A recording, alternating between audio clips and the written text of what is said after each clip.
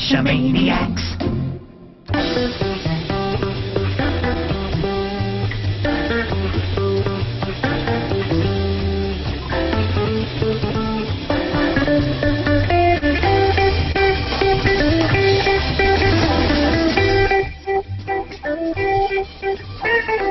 GeoGearHeads.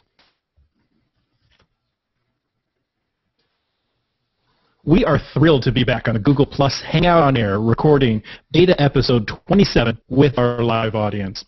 Even though we can't view your comments during the recording, we know we're doing this for some very lively and excited geocachers, and it really does give the show a bit more energy. So to those of you watching live, thanks for tuning in and making this show even better. For those listening to or watching the recorded versions, thank you for joining us that way as well. And your feedback really helps shape the show and keeps that energy flowing. Oh, absolutely. And I think that energy really came through in last week's episode. We had the best audience yet for the live stream of that show, and downloads of the audio podcast were a little bit better than usual, so I'm really excited tonight. Please take the time to spread the word to your fellow cachers who might be interested in the shows. We used to have some Cache Maniacs PDFs you could print and pass along, and we might do something like that again if you'd like those. Our audience has been so amazing so far, and I'd really like to hear what you're doing to pass along the information about the GeoGearHeads. I'm thinking that we might do a little printable card this time with maybe a QR code. That sounds really great, Daryl. You know what I just realized? We haven't introduced ourselves yet. I'm the bad cop, and just talking was Daryl W4, and in just a moment we'll be talking with Echo 6 Charlie about his geocache in space. Now, next week, I'm actually going to be off on vacation, but filling in for me will be my co-host on Caching in the Northwest and former guest on this very show, Witsend. Yeah, I'll miss you next week, but I have to admit I'm pretty happy for the topic Witsend and I will be talking about, and that's cameras for caching. I have to say that over the last couple of years, my thoughts on this have changed a little due to some changes in photography. So I think it's going to be another one of those great discussions. I'd love to get feedback from our listeners and viewers on how they're shooting photos and what they look for in their cameras. So please call those comments into 206-350-3647 or write them into us through email at geogearheads@cacheamaniacs.com or through any of the social media accounts. Now, we have a cacher joining us today who just had some very special photo requirements for his most recent cache. So let's bring in Echo 6 Charlie and welcome him to the GeoGearHeads. Hey, how's it going, everybody? We're doing pretty well, and thanks for joining us tonight. Unfortunately, you're on the telephone, and it's not sounding as good as we'd hoped it was, but we'll be able to carry on and have some fun. Yeah, sounds good. Well, it sounds bad. Yeah. Now, you've done 2 of these caches in space now, and we were really kind of curious. Basically, both of these went up the same way, but how is it that you can put a cache into space? Yeah, all right, well, I'll start with just the whole layout of it. Obviously, it's a helium balloon that I fill with up to 7 feet diameter with helium. Then coming below that is a parachute, and below that is then the payload area, which has the GPS tracker receiver and all the cameras in it. Now, Echo 6 Charlie, is that 7 feet in diameter before it leaves the ground? Yeah, I came up with a formula to figure out how much helium you need in cubic inches to lift a certain amount of weight. And 4 pounds is the maximum that you can lift without having a FAA approval or a waiver. So I rated my cache for 4 pounds and found out that 4 pounds plus some extra equaled 7 foot diameter of helium. Oh, that's really cool. I'm jealous that you've launched 2 into space. I've been wanting to do this, not necessarily with a cache, but at least with a camera, since I've seen it done on YouTube so long ago. And I thought, that's not that hard to do. Now, am I wrong? Is it a difficult process? No, it's actually really easy. I mean, when you put it at its simplest terms, it's a balloon with parachute cord and a Tupperware underneath of it, and that's it. Anything else you want to do to make it better, then you start getting into trickier things. But at its simplest, it's not that much at all, actually. Anybody can do this, and I really hope that more people do it. It's a lot of fun. Okay, you've convinced me. I got to do it. Well, and perhaps really the better question is why you'd want to launch an ammo can into space. Well, first off, I'd stick away from the ammo cans, go with Tupperware, because in case you have something disastrous happen, a falling chunk of metal would hurt a lot more than, Tupperware. That's I true. could definitely see that. But the other inspiration was when I first saw a video of somebody doing this, it was a father and son that sent their iPhone up into space. And I instantly thought, like you did, that sounds great. I can do that. And then as the project was going along the first time, it was one of those things where I realized there's so few people who can say that they've sent something up into space and then retrieved it back. You're looking at a couple hundred, maybe a couple thousand people, and that's it, who've ever done something like this. So what do you do with the cache that's actually going into space? Because just sending it up in space doesn't necessarily make it a geocache. Right. Well, what makes it the geocache is that wherever it lands is where it stays. So the first one I did as a multi, where the first stage takes you to where we actually launched it from. And we got very fortunate with where that one landed in Plymouth, North Carolina, on a guy's tree farm who had no problem with us leaving it there, and he thought it was great. The other one, the one we just did, landed on in a public area, just a bunch of thorns around, nothing else, and we just left it there.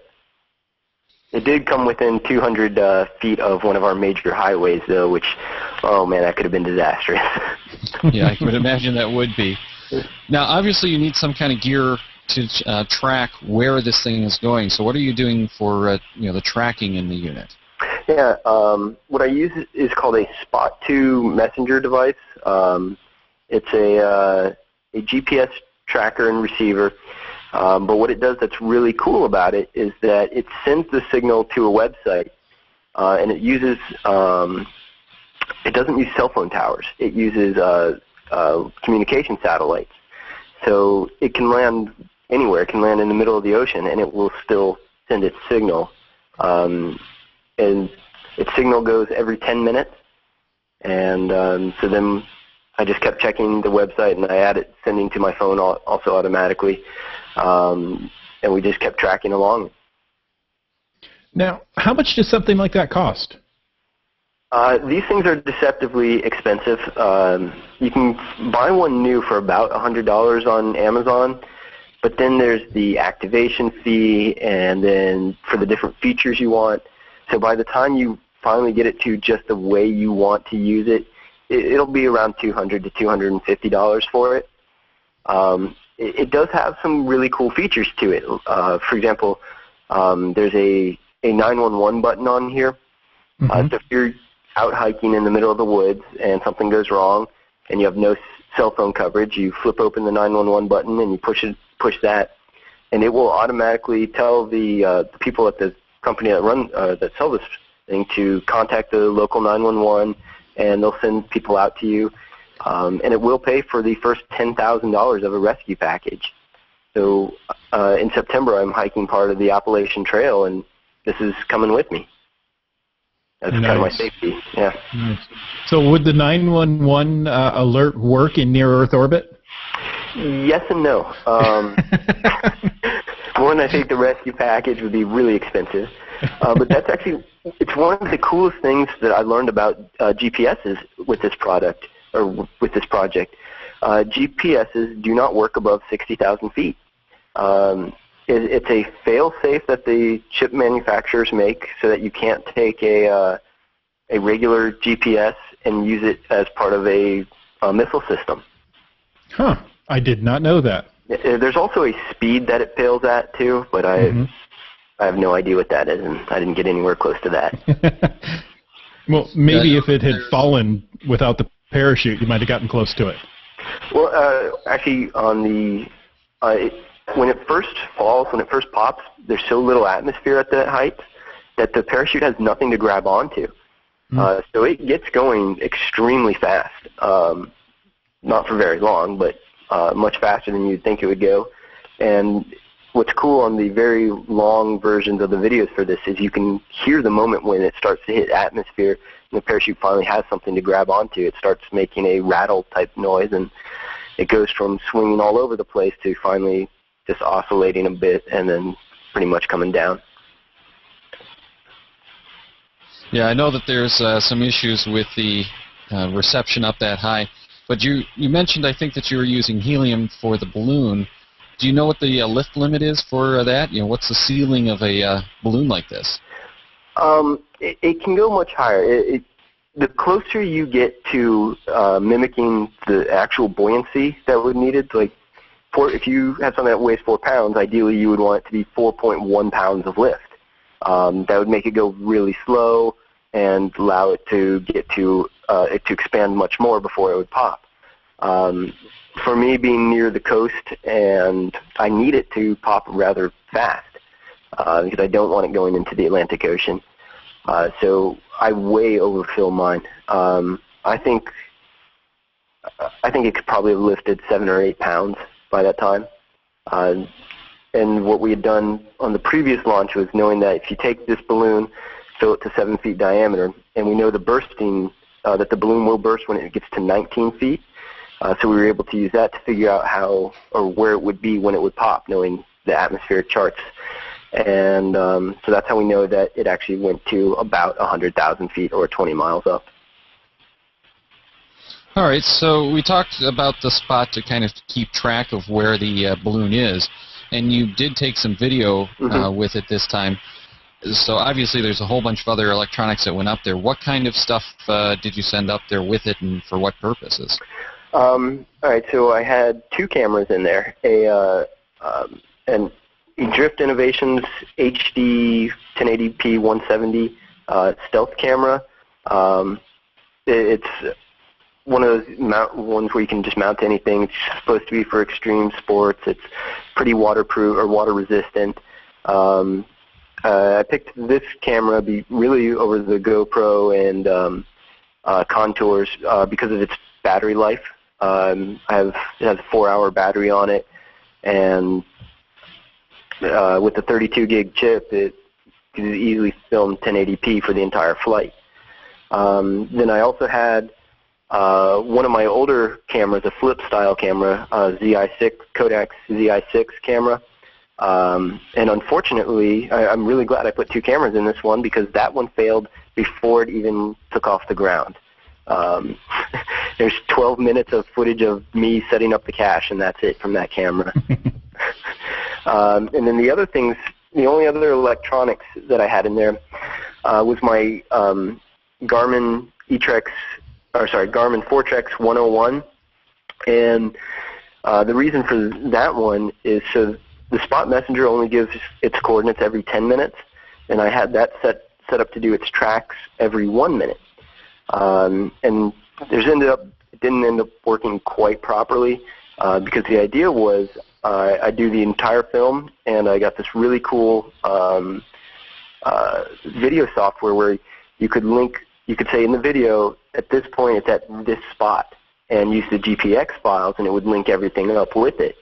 So if you wanted to watch the video and you thought it went over your house, you can click on the map and say, oh yeah, that's exactly the moment where it's pointing at my house, or it's 80,000 feet above my house. I'm still trying to work that out and hoping it will end up working, but I'm not positive on that one. Yeah, the problem is the limitations of the GPSR at that point. Yeah. So again, it would fail at 60,000 feet, but then go up 40,000 more, and then come down 40,000, and then show up again. And so that area would just be an estimate, but everything else, I think it's still pretty cool with it over your house at 40,000 feet or whatever. Yeah, and you could probably just, average out the distance between and assume that it's somewhere in there. Yeah. Mm-hmm. So how long is it out of communication range? Is it in blackout as it goes above 60,000 and then back down? Oh, geez. I'm going to say that was probably a quarter of the time, or a fifth of the time, and it went for about 30 minutes or so. Okay. Like I said, I way overfilled my balloon with helium, so that thing was really moving fast. So what was the total flight time then? The total flight time was 1 hour and 46 minutes and 58 seconds. The time going up was 57 minutes and 20 seconds, so it rose at a speed of 21 miles per hour. And its time coming down was 49 minutes and 38 seconds, so it came down a little bit faster at 24 miles per hour. And then how far did it go in that time? Just as a bird flies on the ground. Yeah, straight line distance, it went 42 miles, which was quite a surprise to me, because the last time it went 120 miles. And the difference there was the time of the year and the jet stream. When I did it in December 2010, the jet stream was coming right across North Carolina, and it made it just, all ass. This time there was no wind at all. In the first few minutes of the video, you can still pretty much see the launch site. It's just straight above us.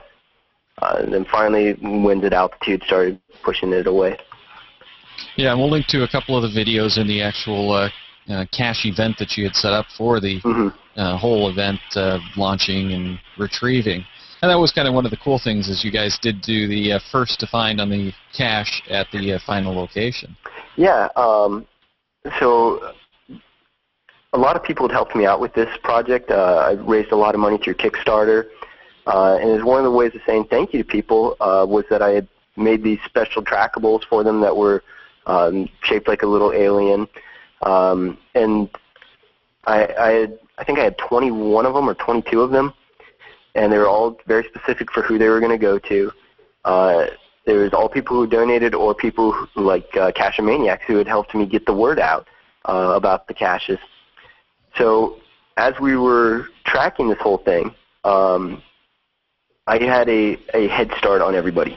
I made sure I had one other extra set of coordinates than everybody else, so that when we got to the final spot, when I knew it was definitely on the ground, I sent out the final coordinates, or I told everybody, hey, we're meeting right here. Then they all came, and once I had the first two groups of cars there, that's when I finally told people, hey, here's the final coordinates. It's somewhere in these woods. Let's go get it. So I hadn't actually found it yet or anything like that, but this way I could guarantee that whoever did find it first didn't steal all the trackables from that were in it. And what was really cool is the guy who got first to find is a guy named D-Force. He's at least a legend in this parts, but he now lives in Arizona, and he flew all the way out to come do this. That's impressive. So, yeah, cross-country first to find.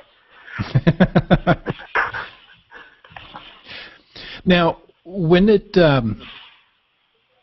let's see, how do I want to... Well, first of all, do you leave the actual physical payload at the landing site, or do you trade it out with a better container that might be more waterproof?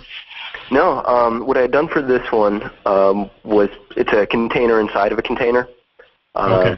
So, but I left, everything is still there. Everything from the popped balloon, the parachute is there, the outside container that has the holes for the camera, and then the actual geocache container inside of it. It's all right there still.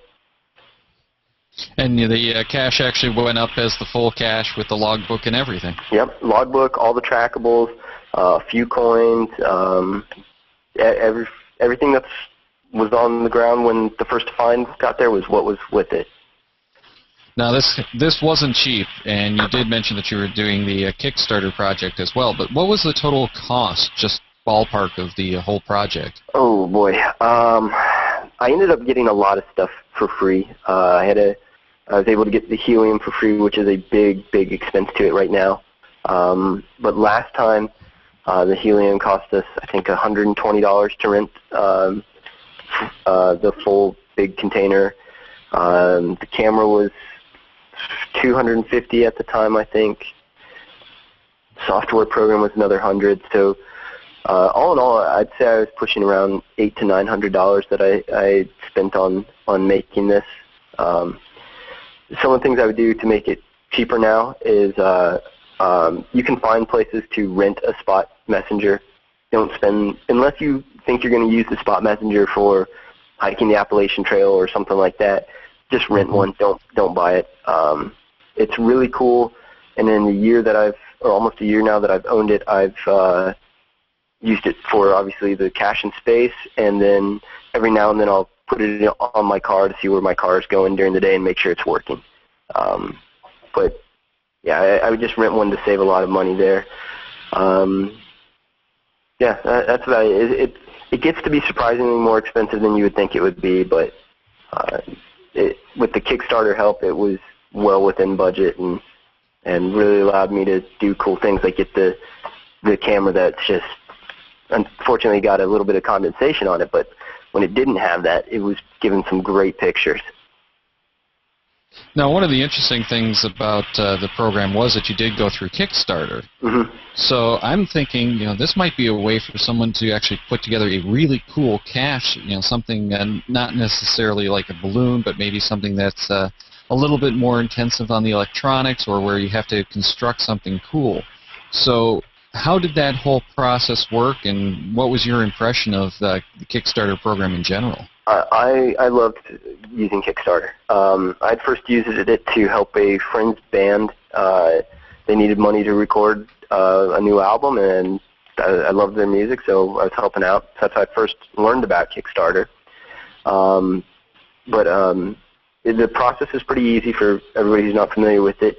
You have to submit an idea to them, and it has to be somehow artistic or creative. You can't just be, hey, I want money. And they'll look at your idea, and they'll say yes or no. And fortunately for mine, they said yes to it. And then you put together your page, and you start promoting it as much as you can. You set different levels of rewards for people to donate. So I had everything from getting your name on our website or on the cache page, to getting trackables in it, to getting your name as listed as one of the owners, to getting to pick the name for the whole cache was our top reward for it. And when I first did it, I regretted it as soon as I had hit submit that I had said trying to raise $1,000 to do this, because I thought there's no way I'm going to get $1,000 for this. I thought maybe I'll get $200. But by the end of it, I actually ended up raising $1,800 for it. Really, really surprising. Nice. Yeah. And the interesting thing about the Kickstarter program is there's a time limit that you have to raise that amount, and if you don't raise the amount, then everyone who's pledged that money doesn't end up having to pay anything because they assume that the project is dead. Yeah. You don't have. It makes it donating money to projects a lot easier. Because it would stink if you donated, $200 to a program and then found out that the program's not going to happen at all, and now you got to kind of feel like, well, what happened with my $200? So if it meets the goal on Kickstarter, you're expecting that the people who are running this project are actually going to do it. Yeah, and you did mention those travelers, and we did get one of those travelers, so that's going to be heading out toward the Bad Cops area, and he's going to be hopefully dropping it out there within a few weeks of the show. Oh, awesome. I certainly will. I'll take it to a couple of events first. I'll take it to the Block Party and the Ape Tunnel event, and then I'll release it into the general public. Yeah, cool. I think the ape caches, that concept is something that would make for a great Kickstarter, where you're trying. There's a definite theme to it, and it's more of, hey, I just want to make a cool geocache. If somebody wanted to tie into, a big movie, or tie into like doing a choose your own adventure cache, something that's really intensive, you could probably pretty easily run a Kickstarter program for that. Yeah, nice. I'd love to see someone put together something like that so that we could get some more intense caches out there that you couldn't do otherwise. Yeah. Of course, I'll try to raise money to do another LPC cache or something like that. All right, so as the two-time cache launcher, is there any advice to give to someone like the Bad Cop who'd want to try for this, launching a cache, or maybe even just the camera into space? Spill all your secrets. Well, first thing is do it. It's as simple as that. When I first saw this project, I instantly set up a cache page. and just wrote, "You have to do this," or something like that. I think there might have been some profanity when I wrote it too. But taking that first step to just do it, it was probably the hardest part of it. After that, the next hardest thing is don't overthink it.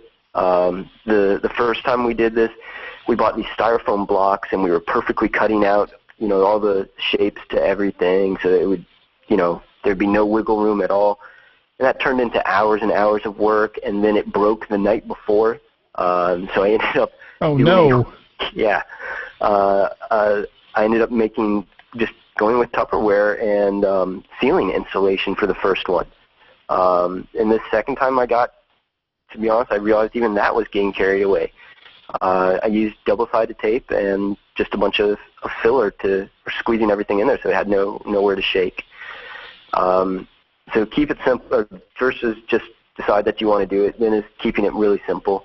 And then the third is reaching out to other organizations who have already done this.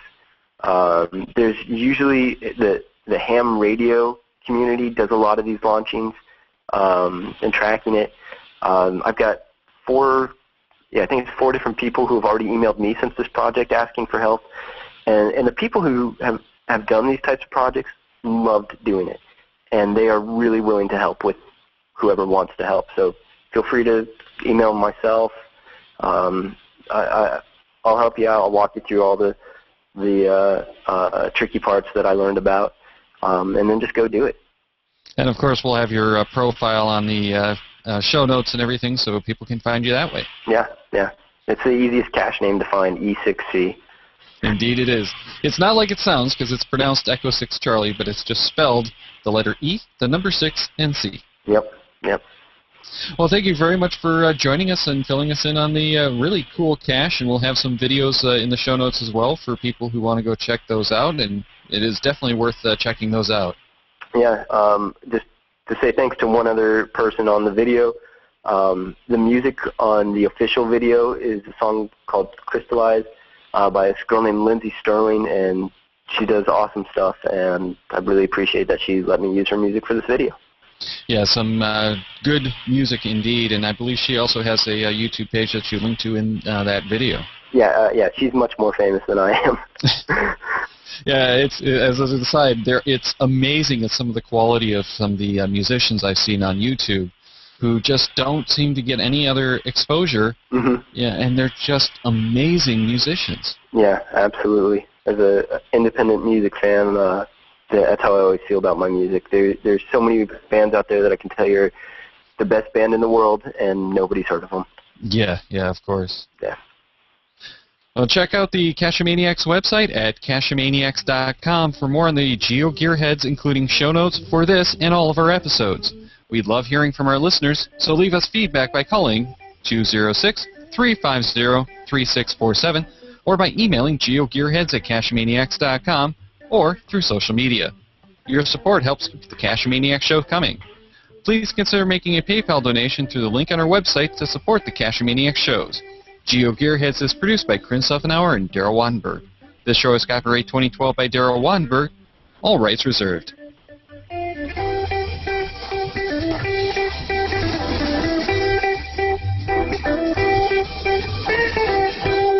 Cache with the Cacheamaniacs.